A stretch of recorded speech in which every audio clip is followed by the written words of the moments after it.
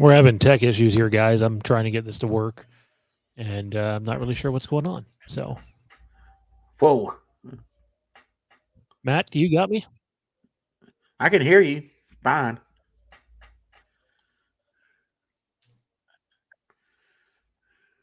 No, it's horrible for me. I'm going to try to restart the PC and go from there. I'm sure the audience can hear me right now, which is awful. I don't know what's happening here because everything else in the house is working just fine. Actually, check your phone. Make sure you actually got the messages from me. Okay.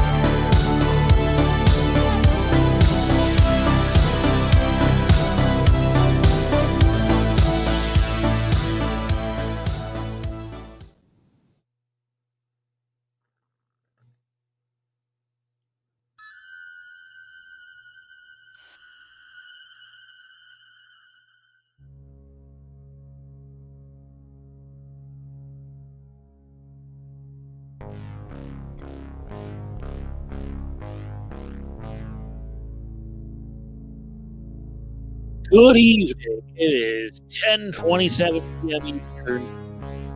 Toronto, Ontario, Canada. Fandom Empire Live, and holy fuck, I cannot escape this movie.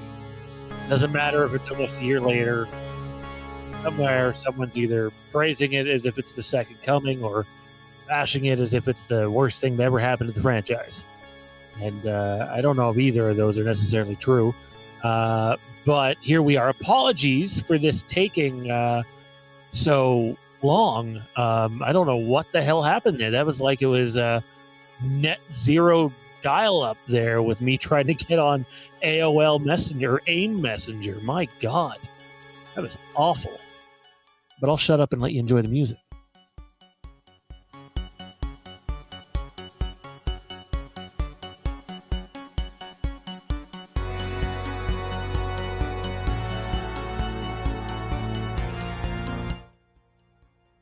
All right, there you have it. Mr. John Carpenter and Alan Howarth. My God. So Halloween ends. Halloween ends. Let's talk some Halloween ends. And you're probably wondering, on July the 18th, 2023, why the fuck we're talking Halloween ends. Well, we'll get into that. My oldest son, had seen all the Halloween movies except for that one. And he's been on me for a while to watch it. And I caved this past weekend and sat down and watched this movie again. And here to either tell us how much he loves the movie and his feelings have completely changed since last October, or he's here to gut it, or maybe it's a little of both. I don't know. Joining me is my good buddy, Mr. Matt Whitfield. What's going on, dude? Sorry for my crappy lack of green screen background, but hey, it makes you look younger. I think the no gray beard is what's doing that. So no, it's that crappy ass jersey you're wearing. I'm pretty sure that's exactly what it is. Champion, best ever. Okay. Wow, dude. So I watched Halloween Ends recently, and so did you. What are you, a glutton for punishment? I gotta be honest. I was, dreading. I hadn't watched it since the first time I saw it, and I wasn't sure how I'd feel about it. And I really tried to go into it with as open mind as I possibly could. And it's hard when you've already seen it, and there's already so much that surrounds it. And yet here we are talking about Halloween Ends. Pros and cons. So before we, give like a final verdict similar to what we would do on Flixbusters, let's just go over some pros and cons for the movie. And I'm going to try to do something here. I'm going to try to start on a positive note. Okay, let's start on a positive note because, look, I do think if you looked at the pros and cons of the movie, and if you're saying the entire movie's a con and there's nothing good about it whatsoever, any facet of it, I would say that your opinion is heavily biased and probably should be taken with a heavy grain of salt. And this is coming from someone who, on his first watch, hated this thing, knew what he was going to get to. It's not like it was like, oh my God, the marketing lied to me. We knew the marketing was lying for this movie. And for those that are still in denial about that, go watch the marketing for the movie. Go watch the trailer. Right? So, look, the cinematography in Halloween Ends is far and away better than Halloween 2018 and Halloween Kills. There's awesome shit that happens in Kills, but just there's a wide selection of wide shots that are used in Halloween Ends to feel a little bit more of Haddonfield and what it's like during that time. And don't get me wrong, the flashback in Kills is phenomenal. It's one of my favorite sequences in Halloween, but it is, 10 minutes of the movie or whatever. Where Halloween Ends, you might not like creative choices. You might not like certain elements that happen in the movie or certain things that happen in the movie, certain elements that are in the movie, or the use of the shape But I do have to say, sitting there watching it again, and I did not see it in IMAX this time. I sat there and said, "Yeah, this is a incredibly well shot movie. In fact, I wish the current timeline stuff in Kills looked as good as it does in Ends. And I don't think it does. I really don't. And so for me, my pro is definitely the cinematography. Does it save the movie? Fuck no, not for me anyway. But it's a huge pro. And it was definitely a step in the right direction, I thought. It made it feel lived in and real. And they go to that corner store, and he runs into the goons there. Corey runs into the goons there, and it just feels like a real place and a real event that could happen. No one talks about how Laurie set up Corey for failure in this moment, but hey, in fact, it should be Laurie screwed Corey. Laurie's literally the result of him getting thrown off the bridge. So, but no one remembers that part.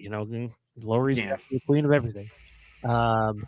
Pros for you, man. Start me off. Oh, there's got to be one. Well, I wouldn't go as far as to say the cinematography and Ends is better than Kills. I would say combined with what they did in Kills and then match it up with Ends, I'd say they're more on an even par than one is better than the other. My pro, and I noticed it this time around. I think Allison's acting was better than I remembered it to be. And for me, I've seen it. I mean, I saw it in the theater. And then I skimmed something, a certain scene after it came out because I wanted to look something up real quick. But after today, it was the first time I've seen it since, like, all the way through. And I think I have a little more respect for Allison's acting ability in this one because it was a continuation of her character all the way to this point. Even though here comes the con real quick. This is supposed to be her starring shining moment, but it gets crapped on by Jamie Lee Curtis, of course. But one of my big pros is Corey did a great job with what he had to work with, and I know we said that from the beginning, but I think so did Allison. She's a good actress, but I mean, you're only as good as really what they give you to work with. And I mean, you can make the most out of it. Well, the unfortunate part about this is David Gordon Green must have missed the memo. Is when you go back and do these nostalgia acts, yeah, they're nostalgia acts, but you also develop new characters that carry the story. Kind of like Allison was in 2018 and even in Kills, and then all of a sudden we're back to Laurie. And look, I get it. Jamie Lee Curtis was going to be in way more of this movie than in Kills. And I remember people getting pissed at us for us being like, yeah, so I know they're putting Jamie Lee Curtis all over the Kills marketing. She's not in very much of the movie, guys. I'm just letting you know. Not in very much of the movie. And there were some probably people still in denial about that, frankly. But there was a perfect opportunity there to have the story evolve into something more. And I know that's the character's forward. Yeah. I know that's what some people think it did, and maybe to them it did. But I like the aspect. So if you go all the way to the beginning of the movie, which I actually enjoy, it's a weird opening, but I enjoy it. I enjoy the nods to Halloween 3. And man, Corey smoked that little prick. But yeah, it Kaplunk.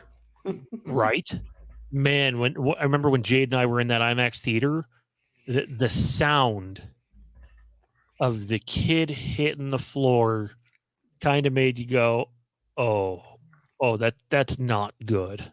I mean, it's almost like a mess. it's almost like the sound effect when you hear an indie when he punches somebody. It's like that real loud sound. Psh. It's almost like when you heard that kid go clunk. You knew, like you were saying. I firmly believe Somewhere in Halloween Ends is a good Halloween movie. I just don't think that's what we got. And for me, one of my cons is you're setting up Allison throughout 2 movies. And like, I know, so those of you that have followed the channel for a while know that, we were lucky enough to have a couple of inside sources on the making of these movies. And I still remember going to Matt and Jer and Kieran and Mike and others and being like, having to be like, so this is the update, and this is before we have to go public with it, and just me being like, so the main character of Halloween Ends is some new kid named Corey Cunningham. And I'm not kidding. They thought I was lying to them. They thought, because sometimes I'll pull ribs or whatever on them. But they thought I was lying to them. And I wasn't, because I was as equally confused as they were. That, I like Allison in 2018. I know some people don't. I do. I like Allison in Halloween Kills. I think she shows initiative. I think she's going through a whirlwind of emotion. Is it the greatest performance of all time? Is she going to become the next Jamie Lee Curtis? No, those are probably unrealistic expectations to put on a young actress. However, I thought they were going somewhere with her. And literally in this movie, even though she has a lot to work with, in the overall narrative, she takes a back seat. It's, she's driving out of town somewhere. Now let's focus on Laurie. And like, I don't know about the rest of you guys. The franchise actually, in my opinion, suffers from 1, killing Michael in this movie, and 2, the way they killed Michael more so than killing Michael, and 2, just the Laurie aspect. It was so overdone. We've seen it so much. How much more Laurie fucking Strode do people want? Halloween 1, Halloween 2. She's the backstory of Halloween 4. She comes back in Halloween H2O. She's got to pop her head in the beginning of Resurrection. She did, and my favorite Jamie Lee Curtis performance is Laurie's Halloween 2018. I thought that was great. And I thought you could have sent the character off and built up new characters. And I mean, that's exactly how it was setting us up for. From like point to point, like the evolve. I mean, Allison's character was evolving, and it's just like, here comes COVID, and I think we probably had something different as far as like more Allison and stuff maybe in the script before that they decided to go switch it up and everything. They were passing along the Halloween End script like it was a fan fiction and trying to figure out where to go. There was 4 of them doing it. And it's funny because they've all done interviews post Halloween Ends released, and they've all contradicting one another multiple times in interviews, which doesn't look great either.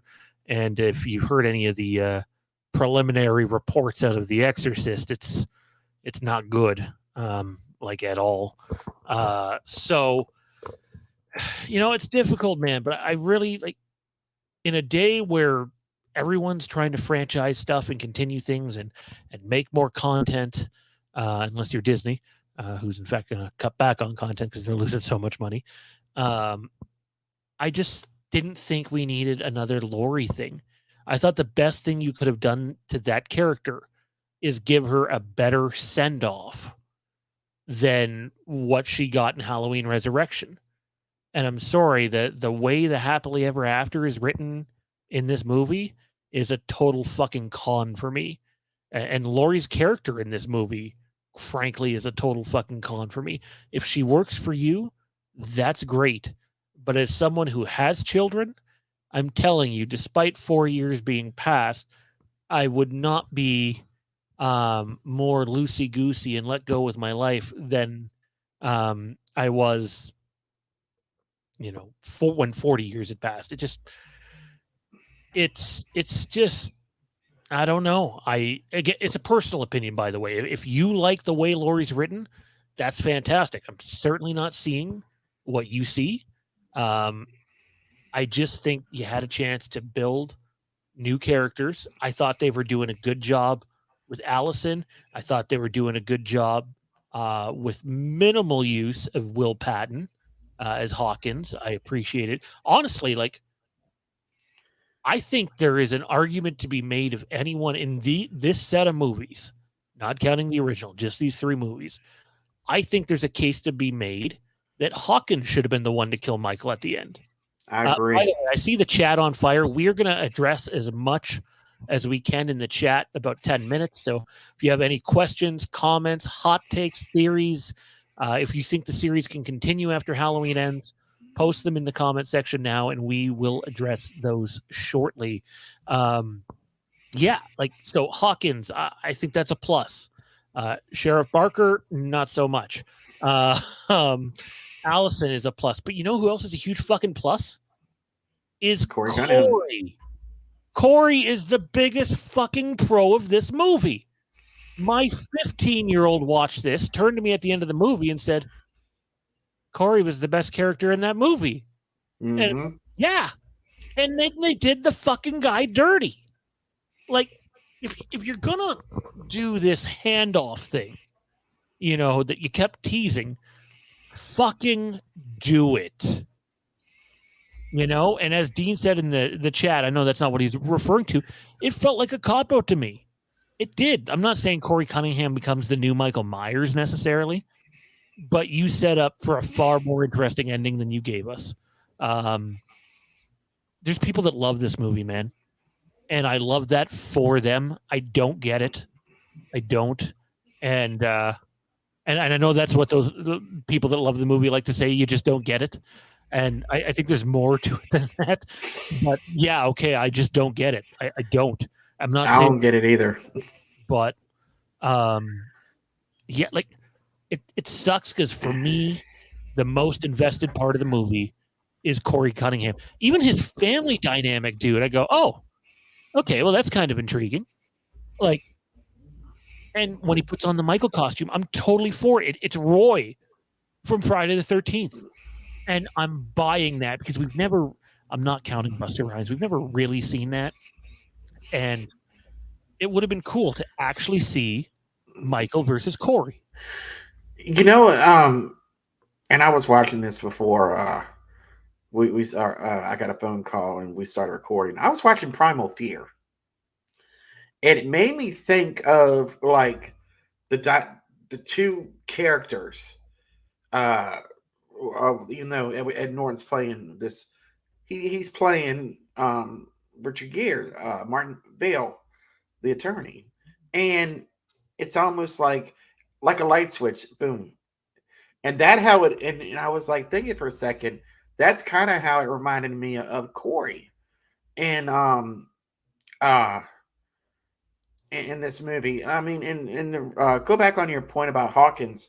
It's almost like David Gordon Green has teased us. Was like this story is going to go one way, and then he shifts it to another another direction. Like the flashback scene. We got two flashback scenes with Frank, but all we got was like two really quick scenes. As in present day, he didn't push the story forward, in my opinion. Um, and I think that was a spot they missed out on. I don't understand why people love this movie. I just don't get it because You just don't get it. That's it. That's what they'll tell you. You just don't get it. well, I don't get it. I mean, how am I supposed to get it? If you are a movie fan, number one, and a Halloween fan, number two, Please don't go the true fan route. Please don't go there. I'm not saying true fan. I'm just saying if you understand how movies are made and then understand how Halloween is, this is not how it's made. This is not how it should be presented. And David Gordon Green, he did good with 18. He did pretty good with kills, but any momentum or anything he had with ends got killed. I mean, within kills got killed in ends, and it was sad. I just want to take a moment and tell people about our new show that we have on here that will air most Wednesdays, although once a month you will get a live stream on Mondays. And that is Flixbusters, our sort of movie on trial show that Zach and I are doing. We kick things off with Indiana Jones. You can find that on the channel right now. Our hashtag FlixPicks segment that we're using, where you pick a group of movies for $15 that will be the only movies you watch for the rest of your life. What will you pick? And tomorrow we have episode 2 dropping, and it is James Cameron's Titanic. And the truth is, we loved doing, first of all, I think we ran 15 or 20 minutes longer than what we allotted ourselves for. And we still said at the end of it, okay, the first Patreon content we're doing for Flixbusters is Titanic. I'm not saying like this video is Patreon, it's not, but we're going to do another video just because we loved talking about this movie and it was Zach's first time seeing it. So check that out on the channel now. Flixbusters, hashtag FlixPicks. Check it out. I encourage everybody to share their Halloween Ends thoughts in the comments. We definitely will get to them. Like Corey's character is for me the biggest pro. The cinematography and the score, like they're 3 massive pros. And I would even say that I think Allison's a pro in this movie. The opening sequence is a pro. So there are things to like about the movie. But I think the movie's too long. And Michael is a huge con in this movie. Laurie is a huge con in this movie. And the biggest con of them all, and I hate to keep coming back to this, is Universal, who blatantly lied, because not everybody comes on here and watches Fandom Empire or Dave McRae or We Watched a Movie or Drum Dums or whoever else, Craving Something Scary, another good one. The Fauci Cafe, Fauci Cinema. Not everybody comes on here and watches content like that. Sometimes all they see is a trailer. And like the marketing, and I will battle anyone with this, I have a whole evidence case lined up, is a complete fabrication. And that is unforgivable. And it hurts it. Hurts the movie for me, honestly. It hurt my enjoyment months before the movie ever came out. The second you seen the first trailer and realized they were misleading people, it was like, eh. And I know some people will be like, well, that's what they do. Yeah, but when you have literal marketing material that says the final showdown and they make the movie about that, and then the director, the man in charge of the movie, comes out and says after it came out, it was never supposed to be a matchup movie. It's like, okay. It takes away from me. There are redeeming qualities for Halloween Ends, but there's a lot of cons. And the unfortunate part for Remat is kind of the thing we've been talking about is Allison, Hawkins, Corey, all positives, all creations of David Gordon Green, even Cameron. I get it. People hated him in 2018. I loved Cameron in Kills. There was no redeeming whatsoever. Lonnie in Kills was written fantastically compared to some of the other ones. So it's not like, hey, David Gordon Green shit all over Halloween. No, he didn't, and that's what I don't understand, because like you're saying, how well he wrote Lonnie, how well he wrote he gave a redeeming arc to Cameron. But then and the one thing I will battle anybody, you have a Halloween movie, and the core story is supposed to be about Michael, always. And you only get 10, 12 minutes of Michael in the whole movie. That is the most biggest con that they did to us in this movie. And for that reason alone is what really, I just don't think there's enough pros with, like you said, Hawkins, Corey, and Allison to justify making this even a good movie, good Halloween movie. Yeah, I've seen a couple people throw out there, and we're going to go through the chat here right now, basically. But I've seen people say that it's a good follow up for Kills, and the thing for me is it doesn't feel like a good follow up for Kills at all. And even though David Gordon Green has said otherwise, I know I'm not the only content creator that's put this out there. I know Dave McRae said it. There is hard evidence, not just hearsay, hard evidence that not only was Halloween Ends supposed to take place on the same night as Halloween Kills in Halloween 2018, there was supposed to be a 1963 flashback as well. And those aren't like, oh my God, I can't believe these things didn't happen. They were supposed to happen, and they course corrected. They changed. Honestly, it I don't know. At the end of the day, I don't think it's the worst Halloween movie ever, but I think there's a way that you have to handle characters, especially legacy characters. And I feel like in this movie particularly, they shit all over Michael Myers. I can get behind the whole he's been gone. When will he come back? When will he come back? The Haddonfield is slowly, falling into chaos, and the bit they do at the beginning of the movie, because it's literally been pitches. There's been pitches for Halloween movies that follow that premise. One by John Carpenter, in fact. So they're definitely, there's pros and cons to this thing.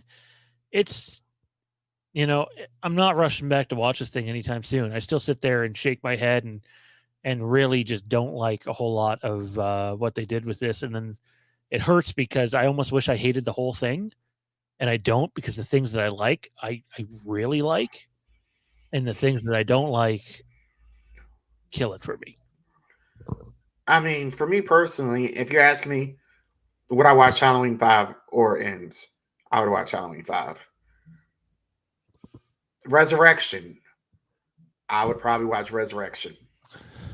It's like Zombies is where, okay, I'd rather watch in than Zombies. That's kind of essentially where I'm at with this. It's funny that you bring up Halloween Resurrection, because on July the 27th, we will be joined by Mr. Braden Timmons, who is currently doing his The Last Nightmare campaign.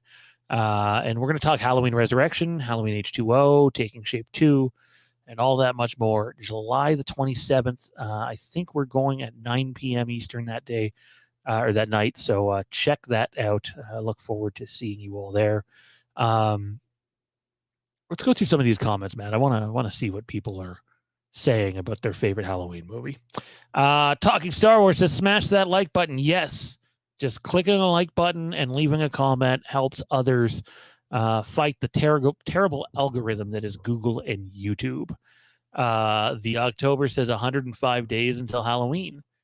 Alex says Halloween Ends is a nice middle-of-the-road Halloween movie. Not top of the pack, but nowhere near the bottom. I think we're going to have to agree to disagree on that one, Alex. But hey, if you got that much enjoyment out of it, don't let anybody else deter you from that. That's your choice. Love what you love, man. Halloween Ends is about as good as swallowing.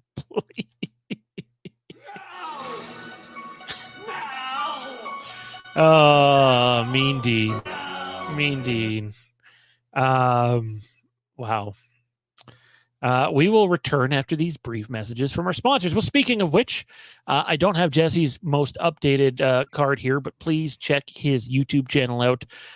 We will get it linked down in the description of this video after it processes. But we do have Mr. Jason Nike and Backtrack Cinema, who is doing the Alphabet Challenge for this month, the Action Movie Alphabet Challenge, and he's deep into it already. So check that out. Backtrack Cinema. Jason's an awesome guy. I appreciate what he does.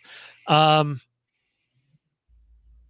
see what other people are saying here, man. Lost my spot there. Pumpkin says, Pumpkin Man Forever. What's going on? My favorite part is the part in the cave where Corey is like, show me how to do it. Michael grabs his knife, music plays, and he kills the cop, and Michael starts trembling. Yeah, I thought they could have went somewhere else with that and didn't. The part I don't like is the wrestling match that happens later. Especially considering, can we all remember that Michael turns into a absolute beast at the end of Halloween Kills and kills the entire mob and gets away and kills Karen? That's right, Matt. Karen did in fact die. I don't know what you're talking about. Kev, Lies. what's going on, bud? Hope you're well, dude.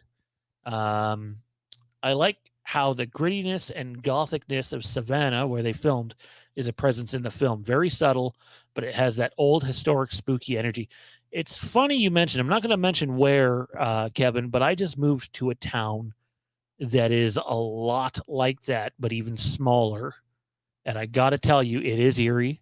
It is creepy. Driving through town at night, it's not like being in a city where I spent most of my life, where things are open and things are going on. It's kind of a ghost town. It's nowhere I'd want to be walking at night. And I do think the movie does a good job of giving off that vibe. Like I said earlier, I think it feels real. It feels lived in. There are a lot of movies that miss that, and when you miss that, it kind of takes away, some of the belief in what you're watching. Byron says, I feel like Halloween Ends 2022 was the start of this trilogy, and you could have had 2018 as the final movie in the David Gordon Green trilogy. I would have taken that ending where he vanishes from the fire and you just don't know where he went. And in fact, we were supposed to get an ending like that with Halloween Ends, and not the fire part specifically, but the nod back to Halloween 1978, and it didn't happen. And I don't know if it was shot either. So I know there was a funeral shot that wasn't used, but because the character ended up living in reshoots. But yeah. Jade said she thought that was the worst scene in the movie. I don't know. Oh, like the scariest. I don't know what scene she's referring to. Dean says, I'm not a true fan.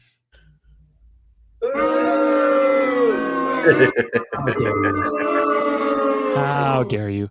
The way Blumhouse handled Laurie Strode was whiplashing and obnoxious. The character felt so tired.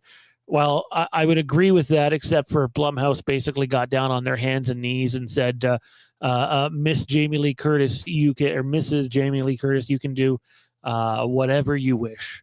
And she, in fact, did that. She projected several storylines in Halloween Ends, and it's not hearsay. Just go listen to the media scrums surrounding Halloween Ends and the reports that were going on there, just interviews she was given. She full on admits it.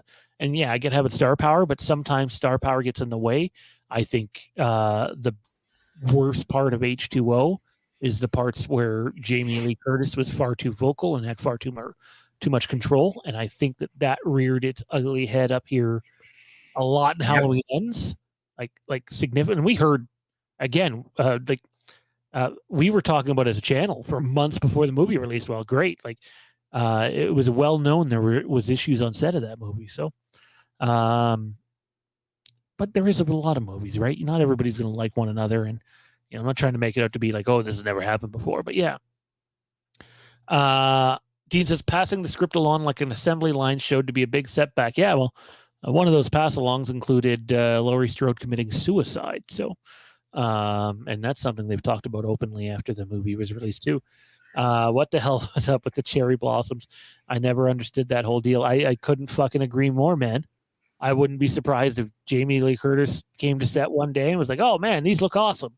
Let's incorporate this. I'm not trying to shit all over her, but sometimes stars fuck things up. And in my opinion, her DNA is all over them. Yep. What about you, Matt? In terms of Jamie Lee Curtis maybe getting a little too involved? Oh yeah. I never thought she had. As she got older, she had an eye of what we as the fans wanted in her character. I think she was so self-centered and what she wanted that it made the franchise in a way that it should have never had. And she made Ends way too woke. And we don't want woke when we want to go to see a Halloween movie. We want to be scared. We want to see awesome kills, and we want to see Michael. And we didn't get that. And I think at the end of the day, you've really got Jamie to thank for that more than David Gordon Green. Yeah, but David Gordon Green has the ability to say no, and they didn't. And I get it. They don't want Jamie Lee Curtis giving a mailed-in performance because we've seen that before. Yeah. But sometimes you got to put your foot down. And again, hey, she has the notoriety that she has in Hollywood, and I'm not saying she's earned the right, but that's typically how these things work. Where big enough star power, smaller project. These things happen. Byron, do you think Blumhouse could buy the rights back for Halloween? Well, it would specifically be Universal. I would never rule it out, but as far as we had heard, there was nothing going on with Blumhouse at all in Halloween. And in terms of active projects, whether it be a movie or TV series, there were pitches going on. There were stuff being worked on by multiple people, but nothing definitively that was like the next project 100%. We're kind of, if you've read the Taking Shape books, we're kind of right back there. And Malaka Cat is sitting at his table waiting for the next great idea. Now he could have it already. I have no idea. But that's the last we heard. And I know Jeff Snyder put out there on his show with John Roca a while back that he had heard anyways that there were discussions on a Halloween series. So what that would consist of, who the hell knows? I still think there's a really cool anthology thing you could do with a Halloween TV series that could include Michael as well in some of those stories. But we'll have to wait and see. Trying to find where I was in the comments here. It's not highlighting them anymore for me. So I apologize if I skip some of these. Barker was the most useless character in this entire trilogy. Yeah. Kevin. Facts. Right? Kevin says, I wish 2018 would have followed a new character, a returning character, Lindsay or Tommy, and then they bring Lori into the story naturally. Exactly what I'm talking about, man. That would have been far more effective. And I think for a little bit in 2018, she takes a bit of a backseat to Allison. But it would have been cool to have like that full commitment. We're following Allison, and here's her kind of wacky grandmother. And who is it? Laurie Strode. I think the movie comes across better that way if you do it. But that's just me. What the hell do I know? Matt, what about you? What do you think about that idea? That'd have been 10 times better because I'm just thinking here. I'm like, you could have brought in Anthony Michael Hall and I can't think of her Lindsay's character's name in real life. Allison. Oh, no. Sorry. Sorry, you said Lindsay. Lindsay's name in real life. I mean, you could. Yeah, I'm gonna brain fart, but that'd been great because it's almost like you could have used a badass Lori coming in with a shotgun coming at Michael and presenting her. Oh my God, who's that? That's my crazy grandmother, Lori. Boom, and that would have been exciting. That would have gotten the crowd hyped up, but it just there were so many missed opportunities with this trilogy that they missed, both creatively, acting, and directing. And Dean says they could have made. Dean says they could have made Corey obsessed with Michael's Reign of Terror, kept it in secrecy that Corey was going around as Michael, and then also had Michael going around unknown to the audience. So there's a whole subsection of the story that's cut. That we don't. All you see in the movie about it is is like an ad for a missing person from the Halloween before, which is a Michael kill, not a Corey kill. And we don't end up seeing that in the final movie. If you look closely in the movie, the ad is there, but we get no actual follow-up to it. And honestly, they just shot way too much for the movie, and it for the people that love it, I'm happy for you. But this really is kind of a Frankenstein put together movie. Pumpkin Man Forever. What about Titanic 666 on Tubi? I seen the trailer for that movie. um, Yeah. There's still people who defend the marketing and say it wasn't bait and switch. They're fucking nuts. Then you can flat out tell them I said that. They're That's nuts. stupidity. It's not shades of fucking gray. I could go grab the trailers right now, play them on the stream, get the stream taken down, obviously, and you would see firsthand that no, the marketing wasn't just misleading; it was a complete crock. And there are big time media companies too, big time news outlets that slammed them for it as well. Lee, I wonder what Terrence thought. I don't know. You would have to ask him, Lee. Kevin, I'm probably in the minority here, but I never liked or was invested in Hawkins, the Hawkins character. He was just kind of there. The writers seemed like they were unsure what to do with everyone. Yeah, I mean, you brought two other guys in and then handed it off like a fan fiction, and it just sort of became this mumble jumble mess. I agree that Hawkins in the first movie was kind of, but once we go into, I wouldn't say, but like Will Patton was fine. In fact, I think Will Patton's fine almost in everything he's in. Well, there was a blowback. Everybody liked Hawkins, and they were kind of irritated and pissed that they killed him. So they brought him back, and like Kevin was saying, it's almost like they were unsure what to do with him. We'll put him in here. We can fit him in right here. There wasn't a concerted effort to, other than the flashback scene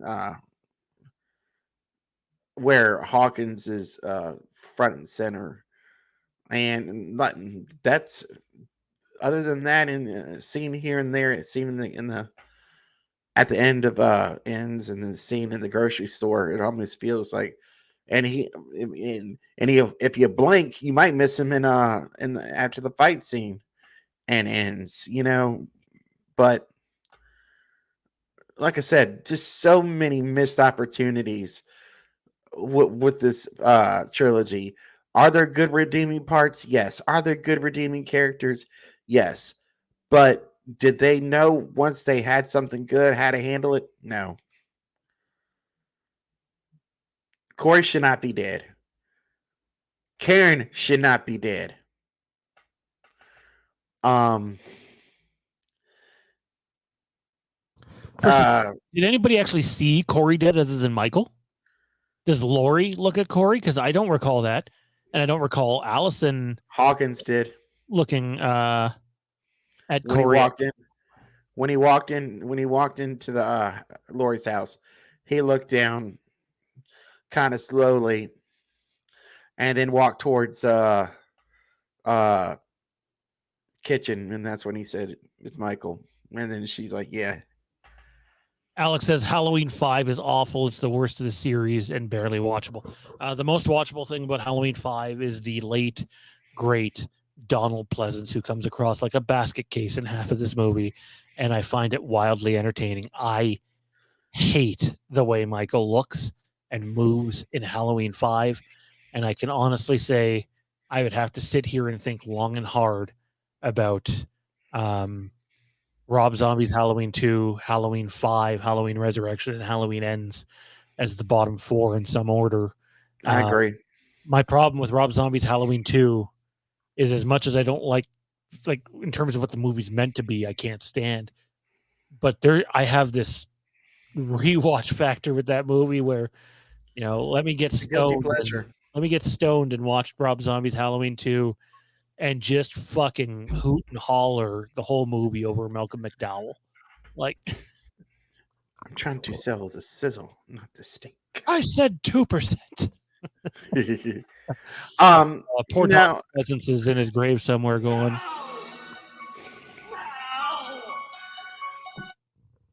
and I they could have done a little bit more of a nod to him in these movies, and they didn't. Which I thought.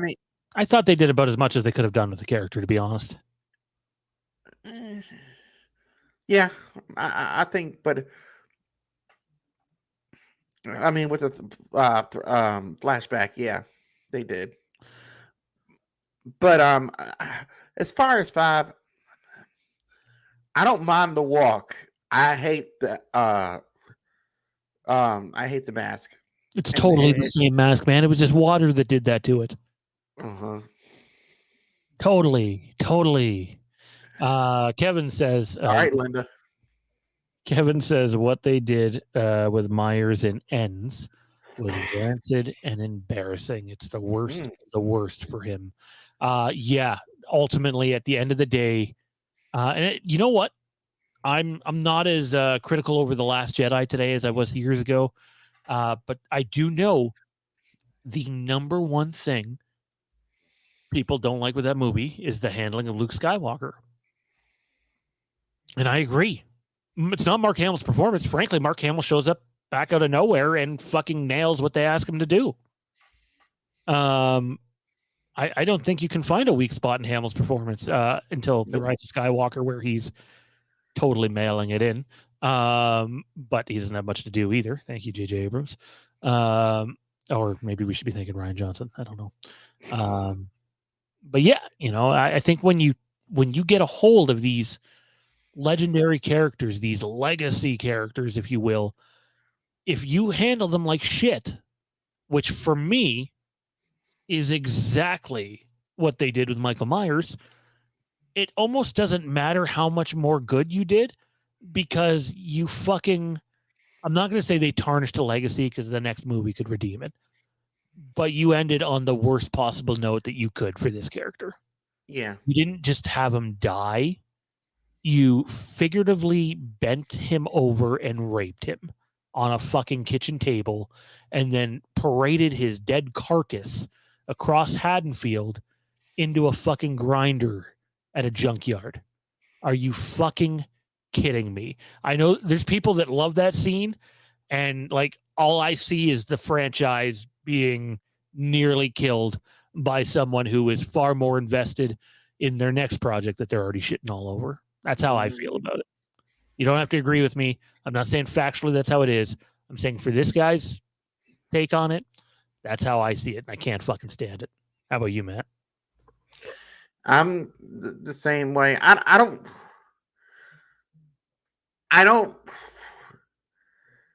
didn't hate that there was a procession scene. I hated how they did it.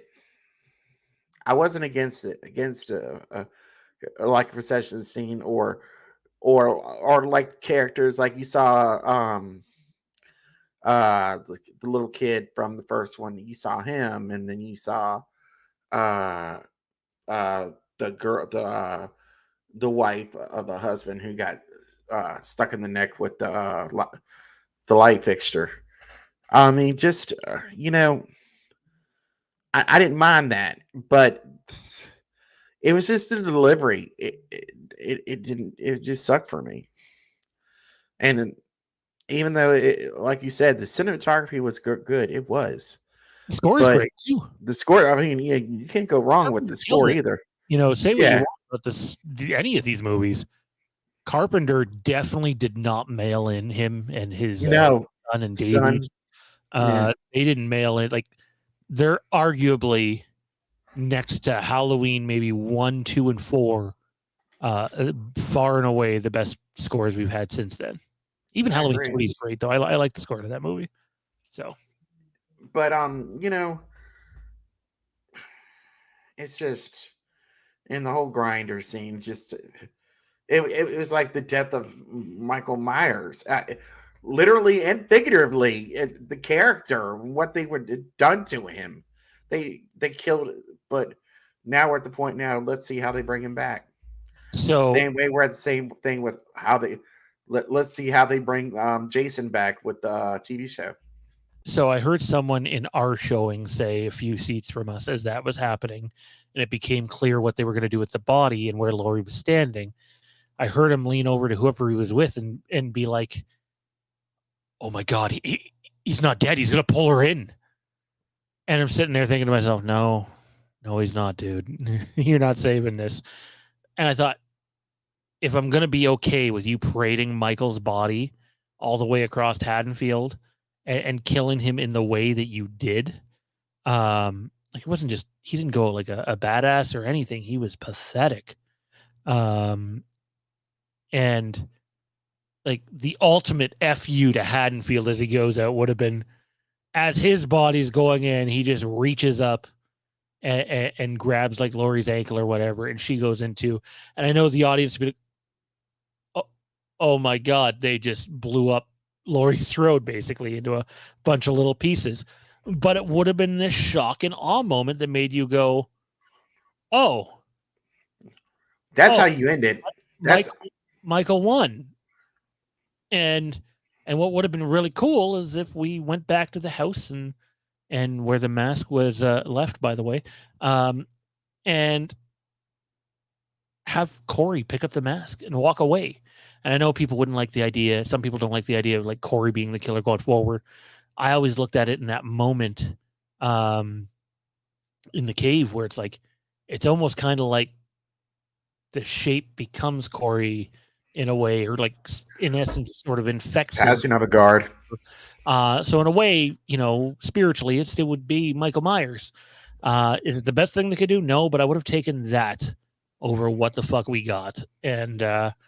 And ultimately, just that whole handling of it at the end kills it for me. If you have any questions or comments, now is the time to do so. We're going to rifle through these real quick and go here in the next 5 minutes. Kevin says, Ends has a rotting decay vibe, whether it's imagery and color tones or just the death of the Halloween story. It definitely has that vibe about it. It definitely has a feel. It's not like this movie that you watch that go, you're like, well, where the fuck are they going with this? And like, what is this even trying to be? I understand what they were trying to do, and I think that it was going okay for half the movie, and then they figuratively blow the franchise's brains out.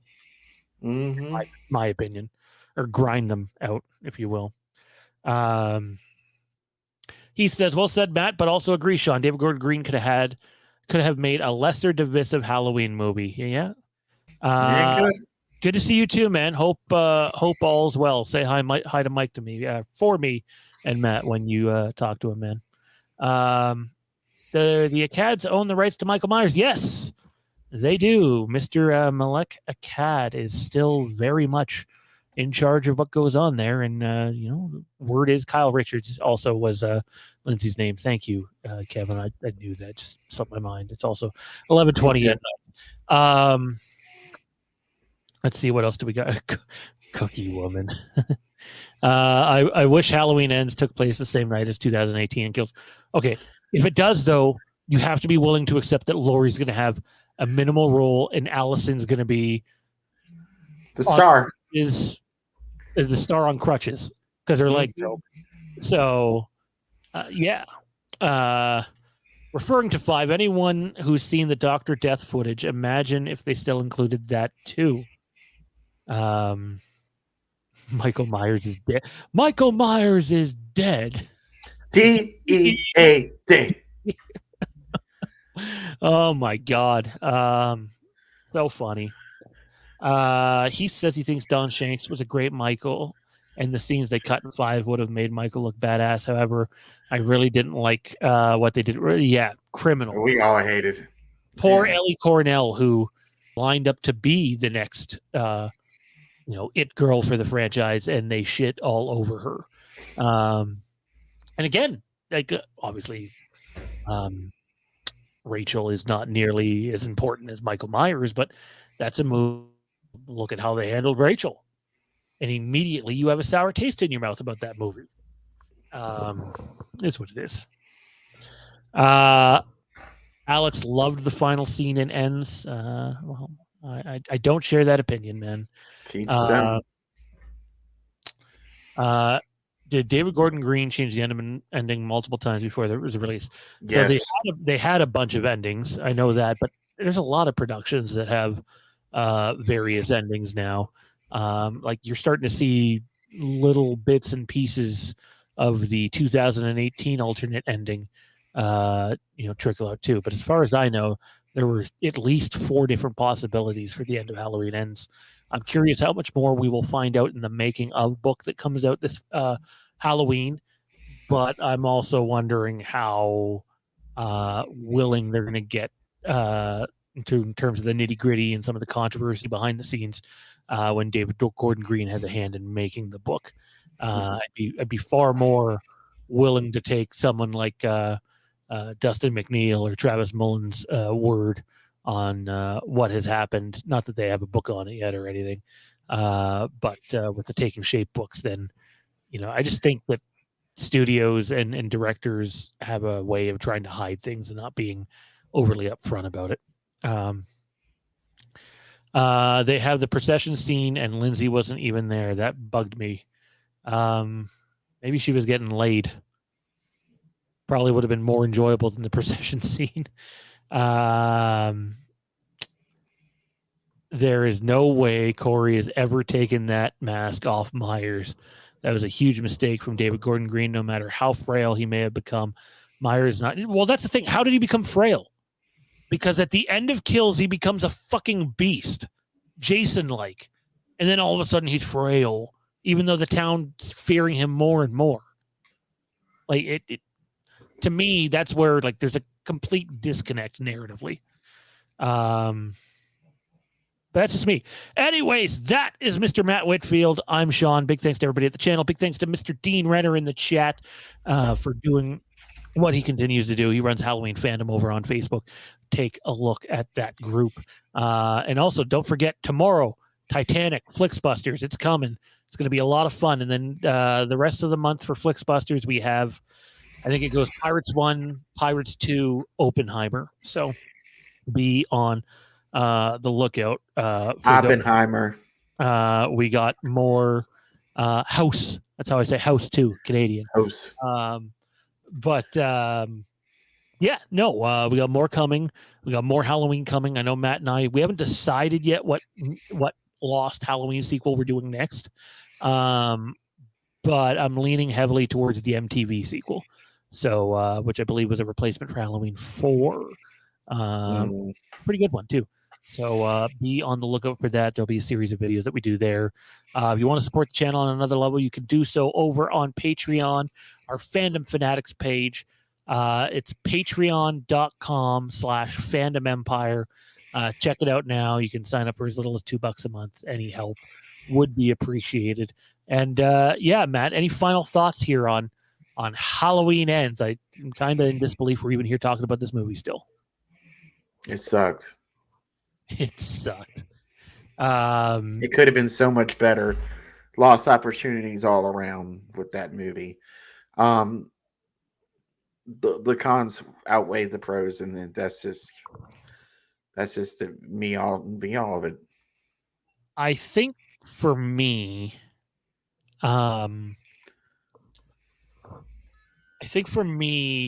like I can't just come on here and be like, oh, it's the fucking shit show and it's fucking terrible and fuck this and fuck that and that's it. Because who the fuck wants to listen to that? No, you were doing that first right after you saw it. Now that you come, you had a year. Well, no, even the review Mike and I had for it, it was a well thought out, fleshed out review that we did for it. But when Jade and I left the theaters, it's kind of the same as how I feel today, man. And how I feel today, it's not just that it sucks. It's that I thought the ending to David Gordon Green's trilogy was fucking heartbreaking, and not in terms of story narrative, but in terms of just fan visual and character choices. And honestly, it's a shame because a trilogy that once had all sorts of promise ended, for me anyways, in tragedy. Like, comment, subscribe, slash the notification bell, as long as it's not going to make you go crazy and burn down entire cities. Apparently people frown upon that. For Matt and Dean, I'm Sean. We'll see you next week, Tuesday night, 10 p.m. Eastern. Be here. Or be, I don't know, beers? That doesn't make any sense. Anyways, as Matt said, Halloween Ends is the best. No, that's what Dean says. Oh, Dean says that.